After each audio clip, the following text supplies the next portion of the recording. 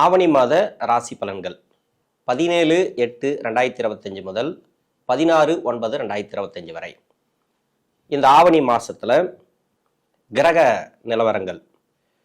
மிதுன ராசியில குரு, கடக ராசியில சுக்கிரன் புதன், சிம்ம ராசியில சூரியன் கேது, கன்னி ராசியில செவ்வாய், கும்பத்துல ராகு பகவான், மீன ராசியில சனி பகவான் வக்ரம்.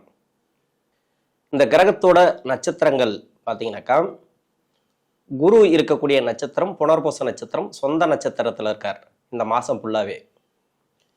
சுக்கிரன் அதாவது கடகராசியில புனர்பூச நட்சத்திரத்திலிருந்து மக நட்சத்திரம் வரைக்கும் வருவார்.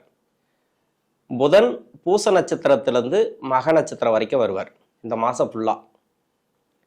அதே சூரிய பகவான் சிம்மராசியில மக நட்சத்திரத்திலிருந்து உத்தரம் நட்சத்திரம் வரைக்கும் இந்த மாதம் ஃபுல்லாக ட்ராவல் பண்ணுறார் சூரிய பகவான். கேது பூர நட்சத்திரம் தான், சுக்கிரனோட நட்சத்திரம் தான். செவ்வாய் அஸ்தம் நட்சத்திரம், சித்திரை நட்சத்திரம் இந்த மாதத்தில். ராகு பகவான் பூரட்டாதி நட்சத்திரம், குருவுடைய நட்சத்திரத்தில். சனி சொந்த நட்சத்திரமான மீன ராசியில உத்திரட்டாதி நட்சத்திரத்தில் வக்கரமாக இருக்கிறார். இந்த மாதத்தில் சுக்கிரன், புதன், சூரியன், செவ்வாய் இதெல்லாம் விட 4 கிரகங்கள், நிலையான கிரகங்கள், சனி, குரு, ராகு, கேது, இந்த கிரகங்கள் தான் ஒரே நட்சத்திரத்துல நிலையா இருக்காங்க. அந்த நட்சத்திராதிபதி மட்டும் இல்லாம வீடு கொடுத்த கிரகமும் நிலையா இருக்கு, ஒரு நட்சத்திரத்துல நிலையா இருக்கு.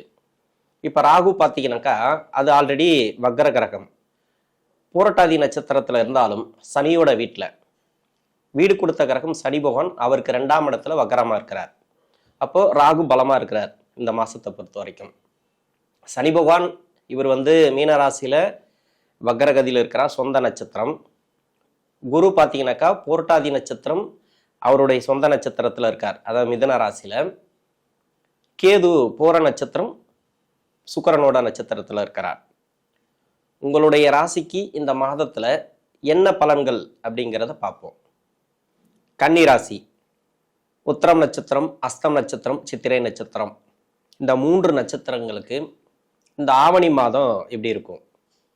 இந்த ஆவணி மாதத்தை பொறுத்த வரைக்கும் ராசிக்கு 7ஆம் இடத்துல சனி வக்ரம், 6ல் ராகு, 10ல் குரு, 12ல் கேது.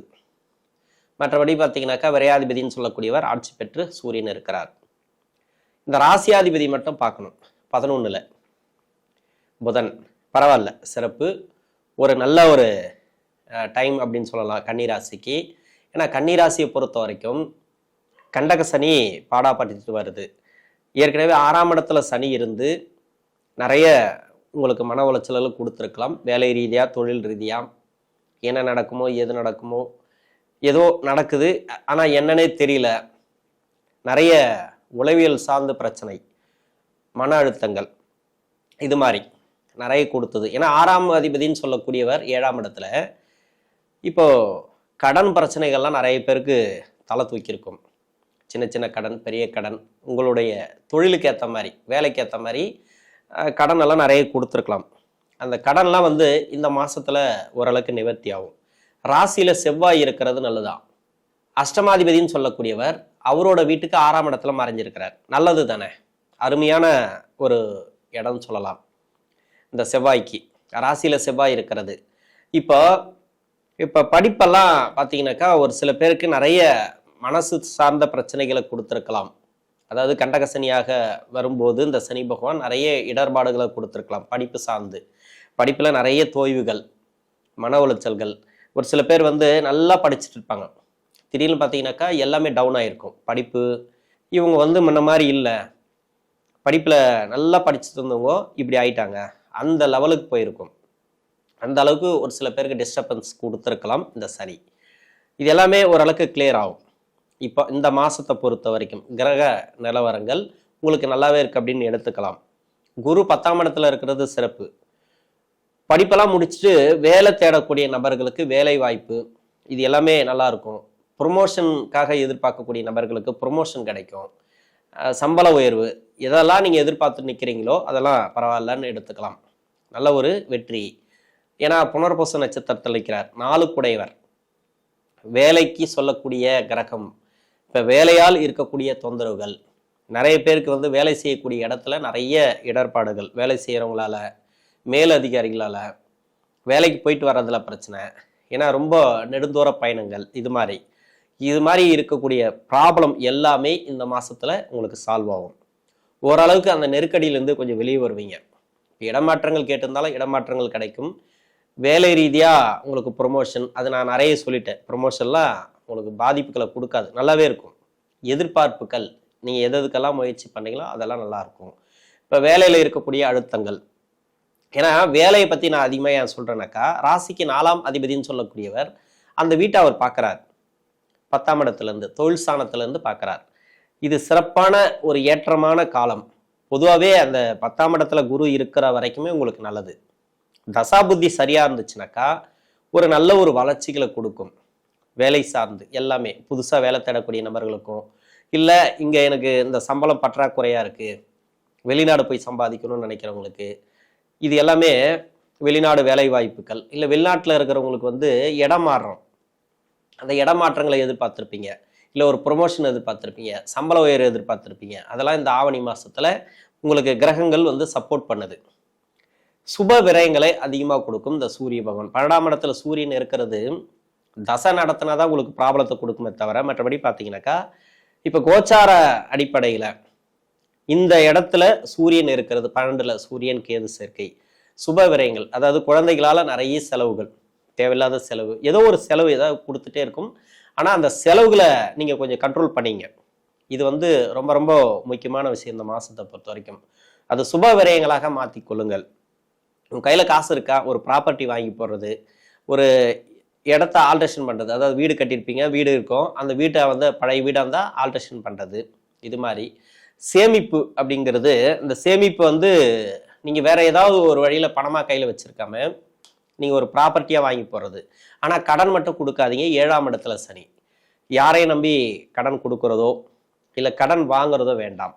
ஆனால் உங்களுடைய ப்ராப்பர்ட்டி வச்சு கடன் வாங்குறது பரவாயில்ல, இந்த மாதத்தில் உங்களுக்கு அது சப்போர்ட் பண்ணும்.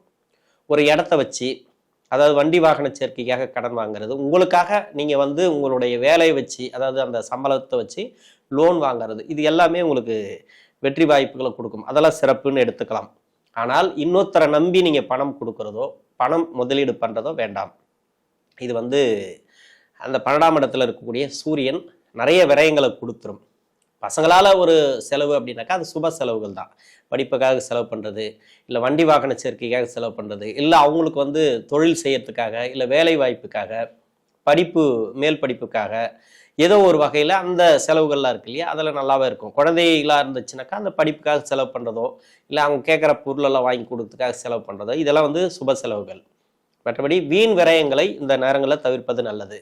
அந்நிய நபர்களை நம்பி பணம் கொடுக்காதீங்க. சொந்த பந்தங்கள் கிட்ட ரொம்ப ரொம்ப கவனமாக இருக்கணும் இந்த ஆவணி மாதத்தை பொறுத்த வரைக்கும். ஏன்னா ராசியாதிபதி புதன் வந்து 11ஆம் இடத்துல, செவ்வாய் ராசியில் இருக்கிறது அந்த அளவுக்கு நல்லது இல்லை. சொந்த பந்தங்கள் மூலிமா நிறைய பிரச்சனைகள், இடர்பாடுகள் வரும். கணவன் மனைவிக்குள்ளே இருக்கக்கூடிய ஒற்றுமை இருக்கு இல்லையா, அதெல்லாம் கொஞ்சம் பார்த்துக்கணும் இந்த டைமில். வாக்குவாதங்களை குடும்ப வாழ்க்கையில் தவிர்ப்பது நல்லது. கணவன் மனைவிக்குள்ள கருத்து வேறுபாடுகள் வருது அப்படின்னாக்கா தாழ்ந்து போகிறது நல்லது. இன்னொன்று, திருமணத்துக்காக முயற்சி பண்ணீங்க, அந்த திருமண வாய்ப்புக்கெல்லாம் உங்களுக்கு நல்லாவே இருக்கும். திருமணங்கிறது பரவாயில்ல, இந்த மாதத்தை பொறுத்த வரைக்கும் நீங்கள் எடுக்கக்கூடிய முயற்சிகள், ஏற்கனவே முயற்சிகள் பண்ணிட்டு இருந்தீங்கன்னாக்கா அந்த முயற்சிகள் உங்களுக்கு திருமணம் வெற்றி வாய்ப்புகள். திடீர் திருமணம், ஒரு சில பேருக்கு பார்த்தீங்கன்னாக்கா ஏற்கனவே ஒரு வரன்லாம் வந்து நிறைய தடைப்பட்டு போயிருக்கும், அந்த வரன் வருமானு எதிர்பார்ப்பீங்க, இப்போ வரும் திடீர் வரவுகள். அது மாதிரி நினச்சி கூட பார்க்க மாட்டீங்க, டக்குன்னு ஒரு திருமண முகூர்த்தம் செட் ஆகும். அது மாதிரி வந்துடும் இந்த திருமண வாய்ப்புகள். வேலையில் இருக்கக்கூடிய நெருக்கடிகள் நிறைய சொல்லிட்டேன். குரு சம்மந்தப்பட்டது, உங்களுக்கு வேலையில் எந்த ஒரு ப்ராப்ளம் வராது, இருக்கக்கூடிய வேலை வந்து நல்லாவே இருக்கும். வேலை மாற்றணும்னு நினச்சா இப்போ மாற்றலாம். இந்த ஆவணி மாதத்தில் ஒரு சில பேருக்கு வந்து வேலை மாற்றங்களை கொடுக்கும். வேலையில் நல்ல ஒரு முன்னேற்றங்கள். உடல்நிலையை கொஞ்சம் பார்த்துக்கிறது நல்லது. 7ஆம் இடத்துல சனி இருக்கிற வரைக்கும், அதாவது 7ஆம் இடத்துல சனி இருக்குது அப்படின்னாக்கா தொழில் தடை நிறைய பேர் கொடுக்கும். தொழில் செய்யக்கூடிய நபர்களுக்கு சின்ன சின்ன தடைகளை கொடுத்துனே இருக்கும் எது எடுத்தாலும். ஏன்னா தொழில் செய்கிறவங்களுக்கு மட்டும்தான், வேலை செய்கிறவங்களுக்கு அந்த அளவுக்கு ப்ராப்ளத்தை கொடுக்காது. ஏன்னா தொழில் ஸ்தானத்தில் குரு, 10ல் குரு வரும்போது பதவி பறிபோகும், அப்படி இல்லைன்னா தொழில் மாற்றங்கள், தொழிலில் பிரச்சனை வரும், இதெல்லாம் சொல்லிக்கலாம். எல்லாத்தை விட தசாபுத்தி அப்படிங்கிறது ரொம்ப ரொம்ப முக்கியம். இந்த தசாபுத்தி தான் உங்களுக்கு ஒரு மாற்றங்களை ஏற்படுத்தும். தசாபுத்தி சரியா இருந்தால் பரவாயில்ல. ஆனால் 7ஆம் இடத்துல சனி இருக்கிற வரைக்கும் வக்கரமாக இருந்தாலும் சரி, வக்கர நிவர்த்தியானாலும் சரி, உங்களுக்கு சின்ன சின்ன தடைகளை, தொழில் தடைகளை கொடுத்துனே இருக்கும். புதுசாக தொழில் தொடங்குறது வேண்டாம். இருக்கிற தொழிலை அழகாக செஞ்சுட்டே வாங்க. இந்த மாசத்தை பொறுத்த வரைக்கும் தொழில் மாற்றங்கள் எதுவும் இல்லை. நீங்கள் தொழில் மாற்றணும்னு நினச்சா உங்கள் சுய ஜாதகத்தை செக் பண்ணுங்கள். பெருசாக தொழில் மாற்றக்கூடிய வாய்ப்புகள் வரக்கூடாது. இப்போதைக்கு அந்த அந்த ஒரு முடிவை எடுக்காதீங்க. அந்நிய நபர்களை நம்பி பணம் கொடுக்கறது, வயதான காலகட்டத்தில் இருக்கிறவங்களுக்கு நெடுதூர பயணங்கள் போகிறது, ரொம்ப தூர பயணங்கள் போகிறது, அது மாதிரி வேண்டாம். உணவு பழக்க வழக்கங்களில் கொஞ்சம் கவனமாக இருங்க. அதெல்லாம் பார்த்துக்கிட்டிங்கனாக்கா இந்த கன்னிராசியில் இருக்கக்கூடிய 3 நட்சத்திரக்காரர்களுக்கும் தசாபுத்தி அப்படிங்கிறது உங்களுக்கு கொஞ்சம் கஷ்டத்தில் போயிட்டு இருக்கு. தசாபுத்தி மறைவு ஸ்தானத்துலேருந்து தசா பண்ணுது, அவயோக தசைகள் நடக்குதுன்னா கூட ஓரளவுக்கு சமாளிக்கலாம். இந்த மாதத்தை பொறுத்த வரைக்கும் உங்களுக்கு நல்லாவே இருக்கும் அப்படின்னு எடுத்துக்கலாம். இந்த கன்னிராசியில் இருக்கக்கூடிய 3 நட்சத்திரக்காரர்களுக்கும். மற்றபடி குரு 10ஆம் இடத்துல இருந்தாலும், சனி 7ஆம் இடத்துல இருந்தாலும், ராகு 6ஆம் இடத்துல இருக்கிறது உடல்நிலை தொந்தரவுகள் ஒரு சில பேர் கொடுத்துட்டே இருக்கும்.